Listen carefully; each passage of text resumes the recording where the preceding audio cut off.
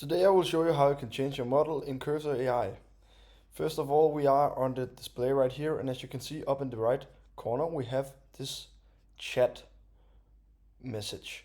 And as you can see right here, there's a little sign here called auto.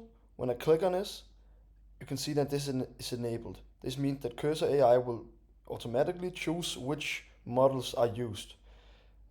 And I can click on this, and as you can see right here, there are 3 models available.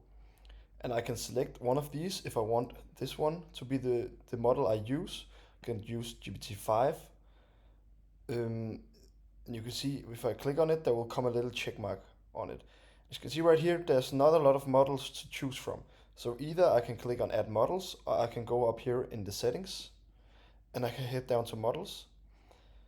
And then you can see right here, there's these 3 models that I can view right here. Those are the 3 that are enabled. So if I click on view all models, I can scroll down and choose which one of these models I would like to enable. So if I want to enable, let's say Claude 4 Sonnet, I click on this one, and then when I head up here, you can see the Claude 4 Sonnet is available now. So this is how you select a model in Cursor AI and also add models.